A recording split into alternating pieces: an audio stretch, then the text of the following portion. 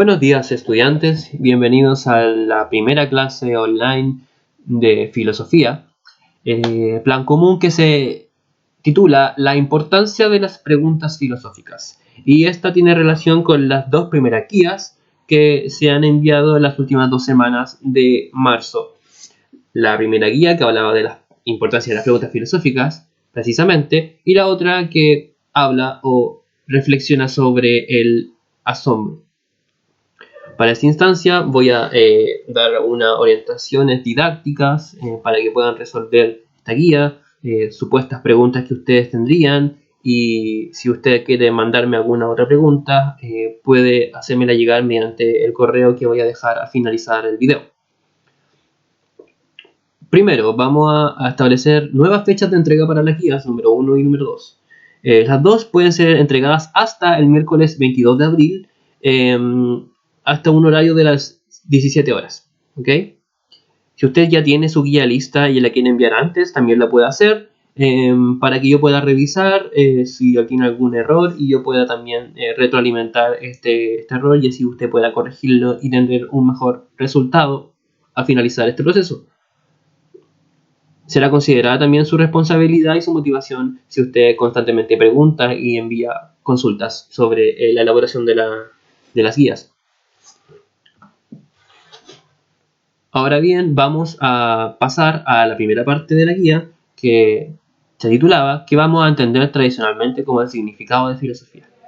Nuestro objetivo para esta clase sería describir las características del quehacer filosófico, considerando el problema de su origen y sentido, e identificando algunas de sus grandes preguntas y temas. Entonces, nuestra clase de hoy va a estar orientada a ese objetivo, a descubrir el origen, el sentido y los problemas y preguntas que se hace la filosofía. Como primer acercamiento tenemos que en el origen de la filosofía, según Platón, en su diálogo Teéteto, el asombro es el papel fundamental de la pregunta de la filosofía, porque cuando hay asombro podemos sorprendernos de lo que era obvio o lo que nos parecía lógico en un primera instancia. Cuando nos sorprendemos o asombramos, encontramos en la filosofía la pregunta insistente, porque es también una curiosidad por el saber. En su Metafísica, Aristóteles también encuentra que el asombro es el punto de partida de la filosofía, porque sin ella no podría haber pregunta posterior. Platón y Aristóteles coinciden en que el asombro es el punto inicial de la filosofía, pero también coinciden en que para poder sorprenderse necesitamos del tiempo de ocio, de un ocio reflexivo, no de un ocio para perder el tiempo o un ocio para jugar o un ocio para invertir tiempo en otras actividades, sino que un ocio lisa y llanamente para pensar. Un ocio filosófico, un ocio reflexivo que tiene que ver con la pregunta. Si uno deja el espacio y el momento para pensar, de un espacio de 1 hora al menos, por lo menos, podremos encontrar varias preguntas nuevas que se irán formulando en nuestra mente. Y así tendremos la capacidad también del asombro. Según su etimología, la filosofía es amor a la sabiduría. Filo, amor, sabiduría, sofía. Puede ser amor o amistad a la sabiduría, y también puede ser la búsqueda inalcanzable de esta sabiduría, como buscándolo platónico dentro del saber. Es también una curiosidad por el saber, porque te asombra el saber de acuerdo a tu tiempo que tienes y dedicas a la filosofía, que es este tiempo de ocio. Bueno, estas 3 puntos, estas 3 sensaciones, estos 3 tiempos, van a ser el origen de la filosofía: el asombro, el ocio y el amor o la amistad de la sabiduría, la búsqueda insistente del saber. Por eso es que la actividad número 1 tiene relación con estas 3 orígenes de la filosofía. El saber más, por ejemplo, el video que van a ver ustedes tiene relación con la pandemia de coronavirus ocurrida en el mercado de Wuhan, China, donde esta pandemia se ha multiplicado por todo el mundo.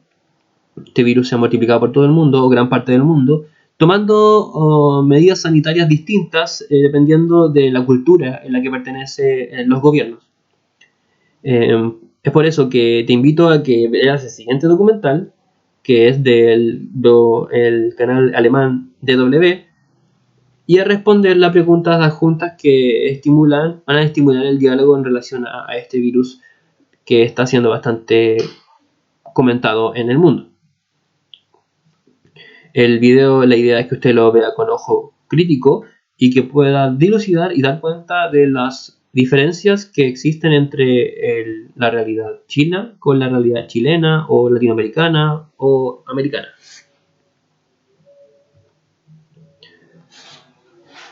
A continuación hay algunas posibles dudas que pudieran surgir y orientaciones de cómo resolver estas guías. ¿Cómo responden las preguntas del video? Esa sería la primera pregunta. Una orientación es que son de opinión crítica. Se debe proponer una visión sobre algún pasaje del documental. Por ejemplo, aquí tenemos la postura de cuál es la postura de China frente al uso de mascarillas, por ejemplo. La postura de China es muy distinta a la postura latinoamericana, en cuanto a que China ocupa siempre protección de mascarillas, independiente si tenga el virus o no. En cambio, en Latinoamérica se ha dado la tendencia de usar mascarillas solamente en las personas que están contagiadas. Esto se puede deber a diferencias culturales, como a diferencias de presupuesto, como a diferencias de prevención. Porque si vemos en una posición, China fue el foco, la cuna del virus, y Latinoamérica ha sido el efecto a donde ha llegado el contagio del virus. Sin embargo, expertos chinos indican que la mejor manera de prevenir es la vigilancia, como sale en el video, ustedes observaron, y también el uso de mascarillas constantes. Por eso el Estado provee de mascarillas a sus ciudadanos, mientras que en Latinoamérica no se ve esa postura, sino que se ve una postura más de limitar quienes puedan acceder a las mascarillas, es decir, solamente la gente que tenga esta enfermedad. Todas estas preguntas, estas contradicciones, estas diferencias que hay entre las dos culturas son un punto de inflexión y de crítica para poder filosofar y formularse preguntas. Entonces, cuando uno se formula esa pregunta, ya puede tener de por sí una respuesta de bolsillo. Encontrando semejanzas y diferencias, usted va a poder encontrar los cuestionamientos que deja el video. Porque esa es la primera pregunta. ¿Qué cuestionamientos usted deja el video? Bueno, usted adopta un pasaje del documental y lo explica. Ahora, ¿qué consecuencias tiene el asombro y la problematización? Es una pregunta compleja, pero ustedes debieran ser capaces de identificar qué efectos produce el asombro en ustedes mismos. Es decir, qué emociones despierta, qué pensamientos, qué sentimientos, etc. Y también la problematización, qué implica hacer un problema, qué implica plantear un problema, qué consecuencias tiene esto de la problematización en filosofía o en la vida cotidiana. También tenemos otras preguntas que son manera subjetiva. ¿Por qué es necesario hacerse preguntas? Eso tiene una respuesta personal, entonces usted tendrá que decirse ¿por qué es necesario para mí hacerme preguntas? ¿Qué aspectos similares se encuentran en la realidad chilena actual y el documental del coronavirus? Ahora que usted tiene que hablar de los aspectos similares que encuentra en ambas realidades. Mientras que en el primero eran las diferencias, aquí son las semejanzas.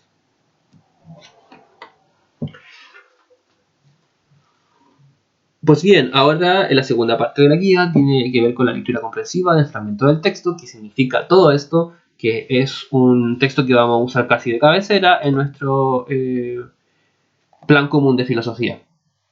Este taller va a consistir en el reforzamiento de varias ideas que van a motivar la reflexión de la asignatura durante el semestre. La idea es que al leer este texto usted se empieza a formular preguntas y empieza a descubrir cuáles son las preguntas fundamentales de la filosofía. Como por ejemplo, ¿qué le da sentido a nuestras vidas? O ¿cómo sé que lo que me rodea es real y no más bien un sueño? ¿Y cómo sabemos lo que conocemos? Si se dan cuenta, estas preguntas son formuladas a partir de lo obvio o lo obtuso, porque nadie se preguntaría de lo obvio y de lo absurdo, porque nadie se preguntaría si esto es un sueño realmente. Nadie podría aseverar que esto es un sueño, pero nadie podría decir lo contrario. ¿Y cómo podríamos saber lo que conocemos? ¿Solamente por la mente o por los sentidos? ¿O es un complemento de ambos? Entonces, esas preguntas que parecen obvias, que dan por supuesto, que parecen normales, que parecen naturales, que parecen del todo tradicionales y de alguna manera ligado a la costumbre, son preguntas que estimulan a la filosofía. O sea, cuando vemos algo por sentado, la filosofía lo primero que va a hacer es la pregunta del por qué lo estamos dando por sentado. A continuación vamos a leer la introducción del texto, o sea, usted lo va a leer, o quizás ya lo leyó, y vamos a aclarar algunas dudas respecto a cómo realizar esta guía. Yo dejé acá, donde estoy enseñando con el fichero, un material complementario de lo que significa la filosofía. Es un video de Unboxing Philosophy que a usted le puede servir para complementar la lectura, por si está un poco perdido o perdida. Luego de leer, tenemos que tener algunas, o sea, antes de leer, tenemos que tener algunas cuestiones a considerar. Por ejemplo, es importante que hay unas respuestas que son explícitas, es decir, que se encuentran en el texto. Usted va a localizar esa información en el texto y la va a encontrar. Tiene la pregunta 1, la pregunta 2 y la pregunta 5. Y otras que requieren inferencia, reflexión y evaluación de parte de usted. Una deducción a partir, una relación a partir del texto. La 3, la 4 y la 6. Todas las preguntas son basadas en la lectura del texto, es decir, todas las respuestas deberían estar tanto implícitamente como explícitamente expuestas. Esto es para motivar un poco la lectura antes de comenzarla. Hacerse estas preguntas les ayudará a ustedes para que puedan pensar en la lectura, porque ya bien ustedes sabrán que no es lo mismo leer un cuento a leer un texto filosófico.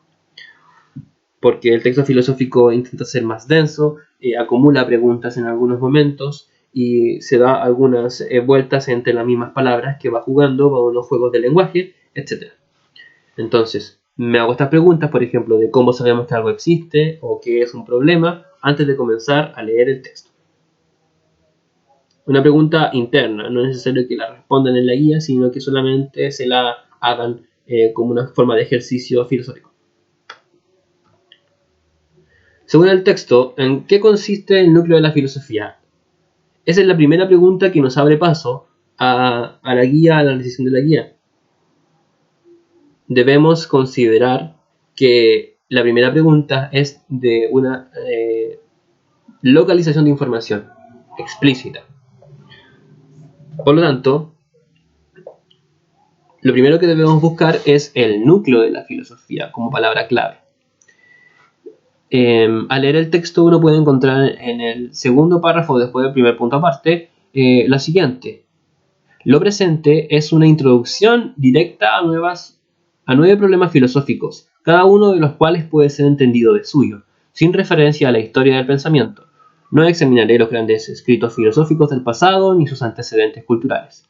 El núcleo de la filosofía consiste en ciertas cuestiones que la reflexiva mente humana encuentra naturalmente embrolladas, y la mejor manera de iniciar el estudio de la filosofía es pensar en ellas de manera directa. Una vez que lo hayas hecho, estarás en mejor posición para apreciar la obra de otros que han tratado de resolver los mismos problemas. Pues bien, encontramos el núcleo de la filosofía como palabra clave. La subrayamos y la leemos hasta el primer punto seguido, porque eso comunica una idea. Al leer el párrafo, uno puede dar cuenta de que existen palabras que quizás no conocemos. Por ejemplo, el núcleo de la filosofía consiste en ciertas cuestiones que la reflexiva mente humana encuentra naturalmente embrolladas, y la mejor manera de iniciar el estudio de la filosofía es pensar en ellas de manera directa. La palabra embrolladas es un tanto desconocida y un tanto compleja de entender en un principio. Pero cuando la dilucidamos y encontramos los sinónimos que puedan ser un poco más conocidos para ustedes y su mundo, o para cualquier persona, podemos encontrar la respuesta mucho manera más cabal.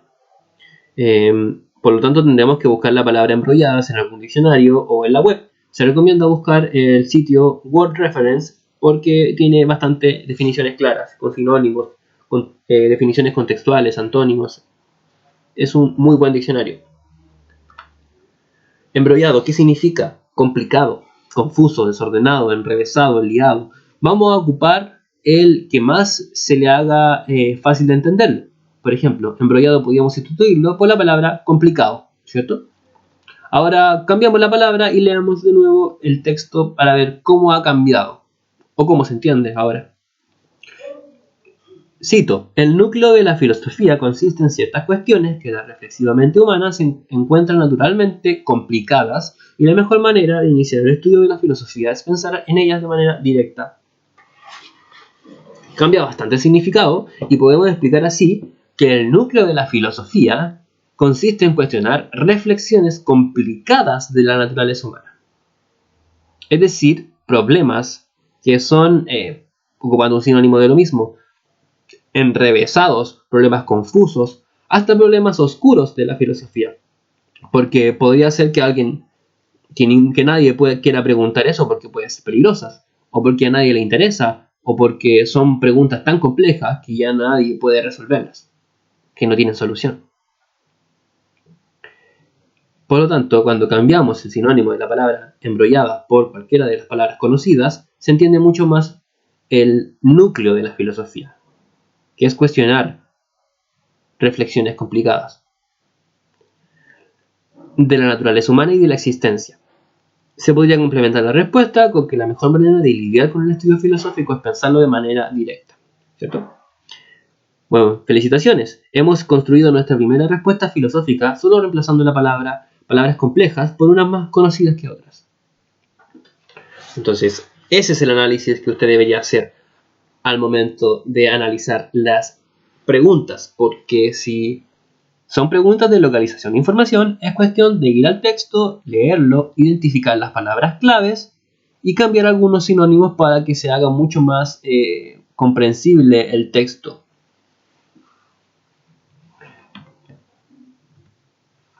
La guía número 2. La guía número 2 es un poco más fácil. La verdad es que solamente se desarrolla el asombro para preguntar. Y a través de esto y a través de un texto vamos nosotros a saber qué es el asombro y cómo aplicarlo también en nuestra cotidianidad y en nuestra vida. A pesar de que siempre lo aplicamos, pero no lo dejamos ver, no lo dejamos palpar o sentir. Hay un poco de represión en el asombro también. Ya nada nos sorprende, muy pocas cosas nos sacan de la zona de confort y estamos en un constante nulo de emociones, no hay como algo que nos sorprenda demasiado. El ejercicio de la guía número 2 tiene como propósito desarrollar tu capacidad del asombro, de definirlo, de sentirlo e identificarlo con tus prácticas cotidianas y naturales. Para esto es necesario leer un extracto de Asombros y Nostalgias de un filósofo chileno, Jorge Rivera.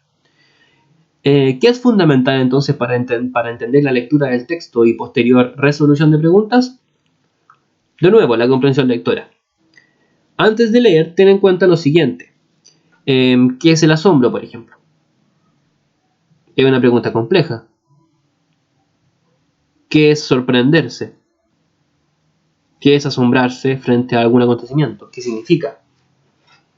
No es necesario que la ponga en la guía, solamente cuestiónatela. ¿Y qué características tiene el hecho de preguntar? O sea, ¿qué necesito yo para preguntar?